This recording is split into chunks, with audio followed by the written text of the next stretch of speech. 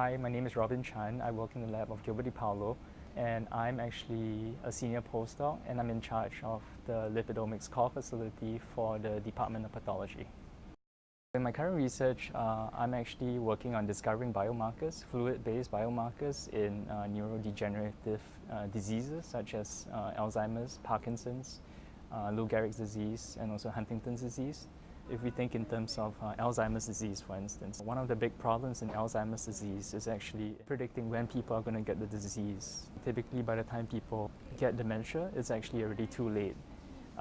So ideally, we want to identify, markers that can distinguish when people are going to progress to a later stage of the disease, and this is something that we are trying to achieve with what I do. The technique that I use in my work is something known as lipidomics. Lipidomics is a very systematic analysis of lipid molecules using mass spectrometry. And the mass spectrometers that we use in our lab is actually very, very sensitive, and we have actually developed methods to look at lipids that are not usually looked at. So these are lipids that are of very, very low abundance, and it's very difficult to detect, but we have developed methods to actually detect them. We have shown that some of these lipids are very important in the basic functioning of a cell, and we predict that these lipids are the ones that are going to be the most affected when you get a certain kind of disease. It's going to be used as a predictor. So I work in the lab of Gilbert DiPaolo, and Gil is very much interested in figuring out how lipid enzyme dysregulation affects disease pathogenesis.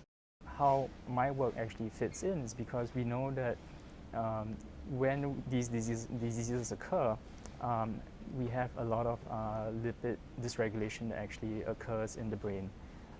And we actually are hypothesizing that some of these changes are actually also going to be reflected in the fluids that actually bathe the brain, such as the CSF. And we believe that some of this actually also crosses the blood-brain barrier, and then we are trying to figure out whether we can discover some of these markers for disease changes in the blood as well.